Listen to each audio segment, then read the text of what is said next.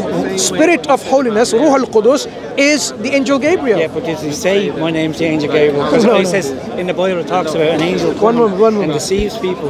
So why? Look, why one can't second. he be deceiving? The Quran says this is a revelation from God, okay?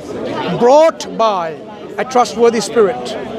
And this spirit is elsewhere explained and identified to the angel Gabriel.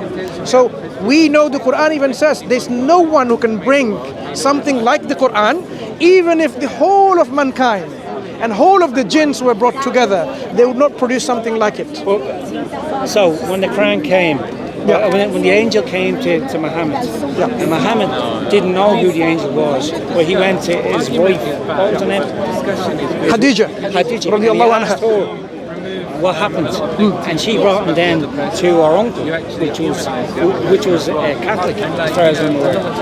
Am I wrong? You're talking about Waraqa bin Nawfal. Waraqa bin Nawfal. Waraqa bin Was he Nawfal. a Catholic? Waraqa was a Christian. Okay. To say he's a Catholic and Protestant is like too ahistorical. Okay. In Arabia, there are Nestorians, there are Jacobites, and what are the other segments in Arabia at that time?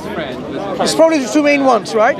So it's difficult to say. Protestantism came much later, right? So when the Quran took this story or historical narration you get from the biography literature, right?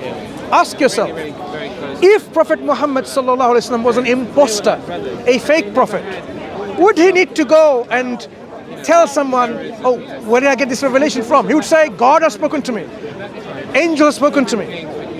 A true individual prophet is something demonstrated in that historical event. But in Islam, there has to be two witnesses for everything, isn't there? So there always has to be a witness for everything.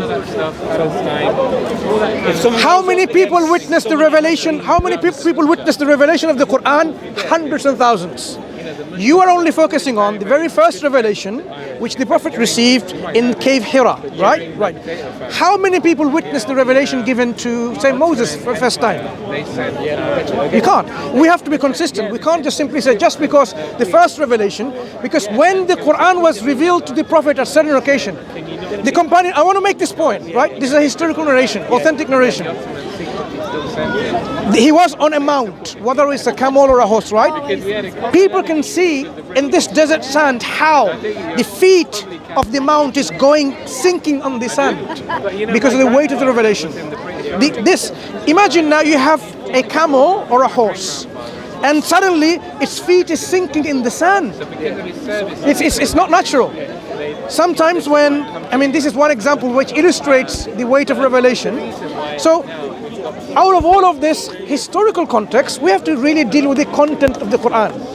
Why is it impossible for anyone to match even one chapter like the Quran in the way the Quran is in its stylistics in the Arabic? Why? That's why it's important, because anything can be matched.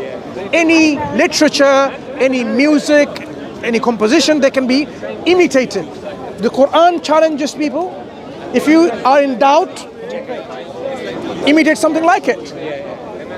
Why is it that across all of the centuries, now we are 1400 years later, still we are saying, why are people failing?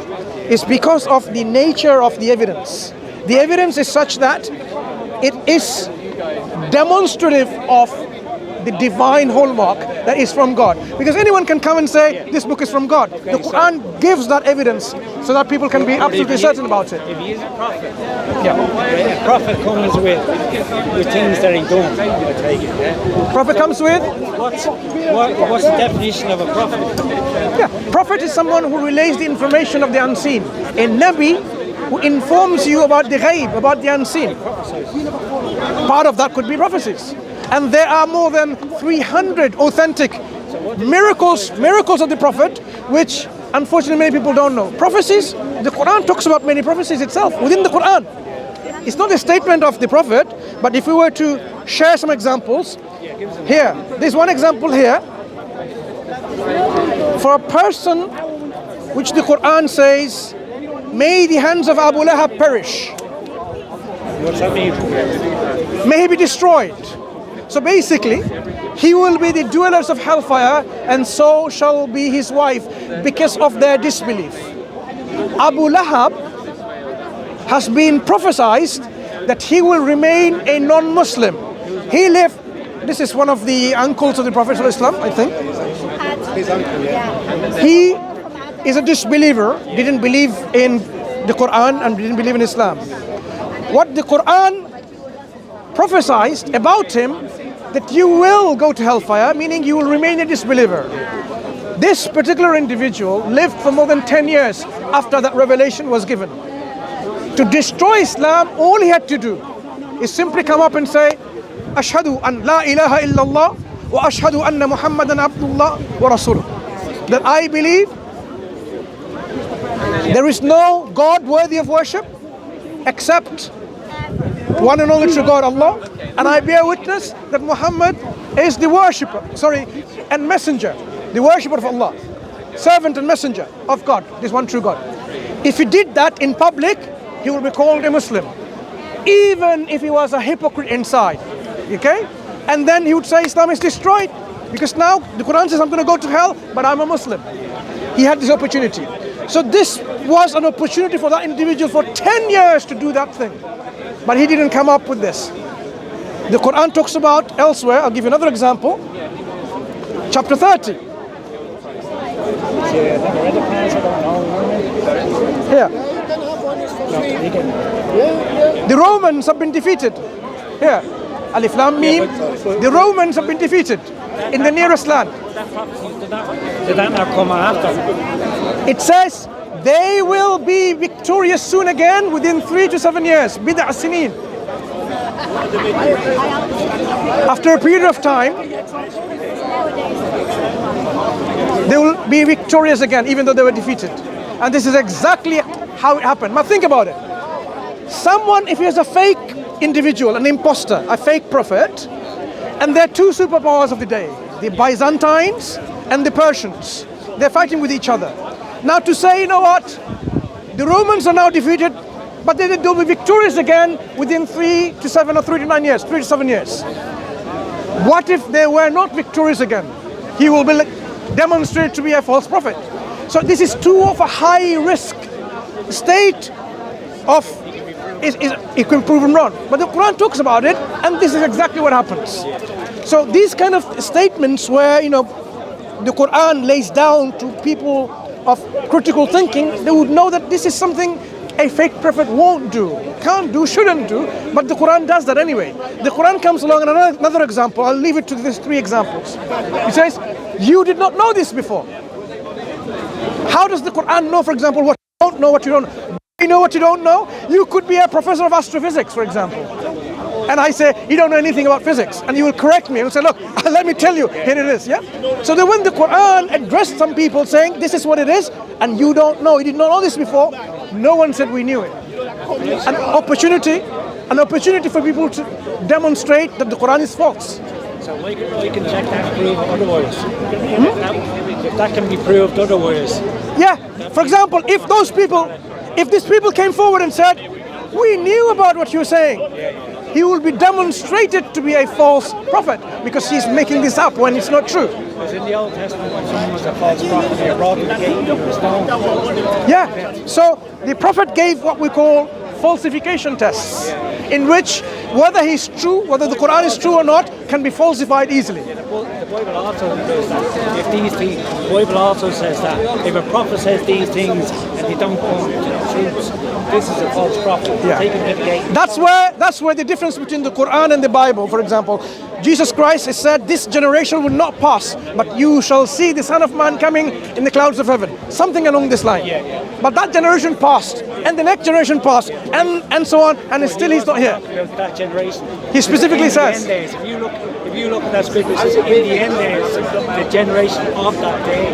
Now he talks about, he's speaking to the generation, he says, this generation would not pass. I can bring the reference if you want. Yeah? So that's different when it comes to the Quran offers really rigid and robust falsification test. The one about when the Quran says, أَفَلَا يَتَدَبَّرُونَ الْقُرْآنَ, do they not ponder the Quran with care? وَلَوْ كَانَ مِنْ عِنْدِ غَيْرِ اللَّهِ لَوَجَدُوا فِيهِ اخْتِلَافًا كَثِيرًا. If it wasn't from God, you'd find within it many discrepancies. Guess what? Guess what? You say there's no. The word for discrepancy, if somebody came and said, okay, it's only saying within this Quran, you would not find many discrepancies, this word, many discrepancies. I found another word called discrepancy. Yeah. There you go. There's more than one discrepancy in the Quran. And then we falsified. Even to that level, the Quran challenge is so profound that the word ikhtilafan, which means discrepancy or inconsistencies, only occurs once in the whole of the Quran in this form. So that individuals who think they're smart enough to bring something, another word like ikhtilafan, they would fail. So a discrepancy is in the 7th century Quran. There's no dots, there's none of these marks in it, but there is now. So is that not a discrepancy? When the Quran talks about inconsistencies and discrepancies, it's talking about within its message. Yeah? If the Quran says God has no son and says God has a son, that's a discrepancy, that's a contradiction. So within the internal contents of the Quran, they are coherent. You will not find a discrepancy or inconsistencies. And if the Quran was not from God and it talked about science, astrophysics, biology, history, economics, anthropology, sociology, psychology. Think about it. No, think about it. We will see. Psychology, science. If it talks about all of these things, you would expect someone to make mistakes somewhere here and there. So the Quran is saying, ponder and think with deep reflection. If it wasn't from God, you will certainly find within it these discrepancies, inconsistencies, and contradiction. You say science. Give me an example where Quran gets the science wrong. Does it talk about man's sperm comes from the backbone? Man's what? Man's sperm comes from Of course not. No? The Quran says, let man ponder. Yeah. فَلْيَنظُرِ الْإِنسَانُ مِمَّا خُلِقَ. Let man think from what he's created from. خُلِقَ الْإِنسَانَ مِنْ مَاءٍ دَافِقٍ. No, it's not like this, sorry. خُلِقَ مِنْ مَاءٍ دَافِقٍ يَخْرُجُ مِنْ بَيْنِ الصُّلْبِ وَالتَّرَائِبِ. إنه على رجعه لقادر. نعم. Man is created from a gushing, spurting fluid. Let's stop there for a second. Why is it describing this particular word in this form, mimma in dafiq? Because normally the Arabic would have been mimma in madfuq, something which has been gushed forth. So it seems like the fluid itself is self-propelled, self-emitting. And thus we know exactly within the human male reproductive fluid, within which the constituents of sperm is self-motile. It has a tail that it wiggles to run towards the ovum. Right. This is the first point. Second point. يَخْرُجُ مِنْ بَيْنِ الصُّلْبِ وَالتَّرَائِبِ. He emerges from in between the backbone and the ribs, place where the necklace is. At-taraib is the place of necklace around here. And the sulb is from here to all the way to the coccyx, the backbone. So it emerges from in between these two places, right? It doesn't say from the backbone itself. No, in between. Now, who emerges? It doesn't say the fluid emerges. It refers to the human being. In one of the interpretations from the linguistic aspects, the whole human being. So there's two aspects. God is providing two different arguments here. The human being is protected because it starts by saying, وَالسَّمَاءِ وَالطَّارِقُ وَمَا أَدْرَاكَ مَا الطَّارِقُ النَّجْمُ الثَّاقِبُ. Yep, right. By the knocking, the knocker. And says, and what do you know what the knocker is? It's a piercing, bright star. So, what the Quran, and then it talks about how God is preserving. What? النجم الثاقب. No. Just 1 second. No. Just 1 second. Remind, what's the ayah? The ayah is okay. والسماء والطارق وما أدراك ما الطارق النجم الثاقب إن كل نفس لما عليها حافظ. Yes? For surely there is a protector, a guardian. I can start speaking Irish. No. What I'm saying is the word hafiz, a protecting thing. There's a protector over it. So the Quran, when the next talks about the human beings, it even gives you the description how the human beings comes out in a place which is protected by what? The ribs of the front and at the backbone. This is how it's enclosed in a particular region in which it's safe and protected. So the Quran is not getting anything scientifically wrong here. It's describing a phenomena in which that we know for sure this is exactly in congruence with the Quran. Yeah. You will not find the Quran goes anything against established scientific facts. But scientific facts, they're volatile. Because science can change. That's why we don't judge the Quran by the scientific facts. We judge the scientific facts with the Quran. Did it get it right? Did it go along with the Quran or not? If they haven't done so yet, then they still need to investigate a bit more and so on. Just to give me this point. Just like people at one point, when the Quran was revealed, they believed the universe was static. It doesn't expand. So when the Quran says no, God is expanding it.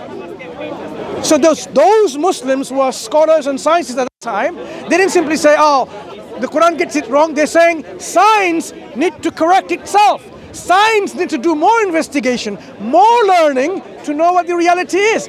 That was the standpoint of the Muslims. And we know now today we believe the universe is expanding and it's not static. The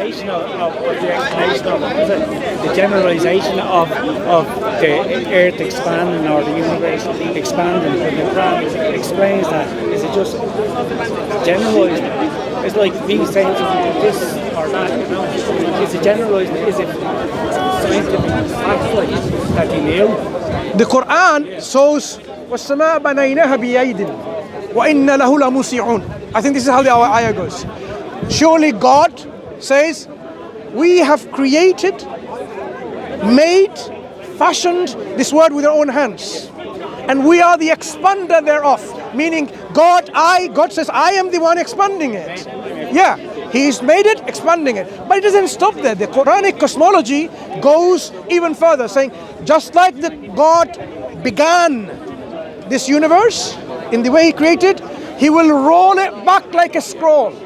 So as it's expanding, it will be contracted again. But that's not enough yet. The Quran goes even further. And then there will be again another. So there will be another creation, new creation. So the Quranic, the way it presents the cosmology, scientists coming to the grasp of it as they're learning more and more with their scientific tools. So when we talk about, again, as a falsification test for the Quran encourages, challenges people to find an inconsistencies. And when they cannot find it, what is the Quran asking? Why are you not going to believe in it? So an example would be like this. When the Quran says, search for truth, why do you think I have truth? I have to tell you it. You think you have to tell me. Yeah. So when the Quran says, أَوَلَمْ يَرَى الَّذِينَ كَفَرُوا أَنَّ السَّمَاوَاتِ وَالْأَرْضِ كانتا رتقا ففتقناهما وجعلنا من الماء كل شيء حي أفلا يؤمنون. Do not the unbelievers, the one who don't believe in God, the one who don't believe in Islam, who don't believe in the Quran, do not the unbelievers see that the heavens and the earth was joined together, and then God separated them. And we brought every living thing from water. Would they then not believe? Look at how the Quran ends with this. Addresses first of all that you don't believe, and ends with a question. Would you then not believe? What does it do in between? It gives evidence and proof for them to assess their belief in God, in Islam, in the Quran, whether it's correct or not. After the evidence is provided, it's asking, would you not believe? You have to believe. Yeah, so that's why the Quran is saying, this is the truth. سَنُرِيهِمْ آيَاتِنَا فِي الْآفَاقِ وَفِي أَنفُسِهِمْ حَتَّى يَتَبَيَّنَ لَهُمْ أَنَّهُ الْحَقُّ. Quran says, we shall soon show them our signs in the horizons and within themselves until it becomes clear to them that this is the truth. What have I given you? I've given you evidence from the horizons about the cosmos, about the creation of the heavens and the earth. No. I've given you the reality of how the origin of the universe is and everything from one origin. One second. My friend, when the Quran 1400 years ago talked about the common origin of the universe, there were one piece. At that time, people believed otherwise. They believe universe is static. It doesn't expand. Right. So the Quran corrected them and correcting people today, and it becomes an evidence for its own divine origin from the horizon. And then the example, one second, my friend, and the example about human being born from the wombs of the mother and the way they go through a process of transformation itself is another evidence from within themselves, and they know that it's the truth. If I use that same logic on you from the Bible, when the Bible talks about how the world was created. Why does the Bible get science wrong? No, if I tell you the same thing, how the Bible talks about how the world was created. Bible? The Bible says the world was created in 7 days, shows you how it was made. It talks about how it was made. Same like you, in other words. You just said that to me. What I'm saying about the Bible is... Does that mean I have the truth? And you have the truth? Bible, look, the Bible firstly should contain truth if it's from God, right? And it should also not contain falsehood and errors. The problem is, if you were to deal with the second part, why does the Bible have scientific errors? For example, when it comes to the human creation, it says the menstrual blood is the one that congeals the sperm and so on. This is the book of Job. Menstrual blood is employed in the process of creation of a baby. That is what is scientifically wrong and false. It talks about the four corners of the earth. That is why it's scientifically false, because there is no four corners of the earth. The earth is not a square or a cube. No, one moment. I am saying, it doesn't matter. When the Bible saying God is telling you all of these things, then you know that it cannot be right. When the Quran gives you something, it asks you to find errors. The Bible should be free from errors, but it's not. So let me wrap this up. Our belief is, we believe in the revelation given to Moses, the Prophet ﷺ, and Isa, Christ, the son of Mary. What is the basis of your peace be upon them. basis? And we believe this revelation was taught by them.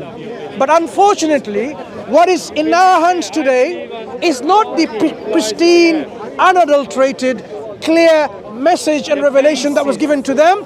It is a collection of books written by people attributing what it was given to those two messengers. What method? One thing I'll ask You take care. right, and I enjoyed the conversation. What If method you use have that they same used argument about so many books in the Bible, is there not so many Qurans? Is there not so many different Qurans? No, the Quran is one.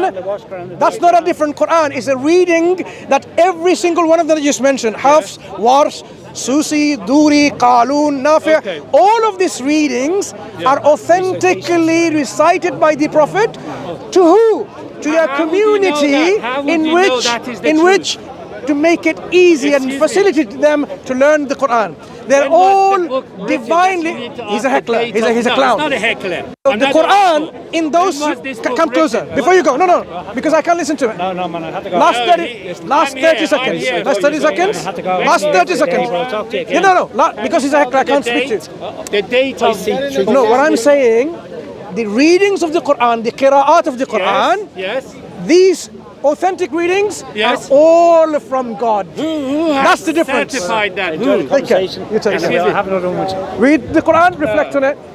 Thank you. جزاك الله خير. وآخر دعوانا أن الحمد لله رب العالمين, and ignore the clown and the heckler. I'm not his uncle. He is I'm his uncle.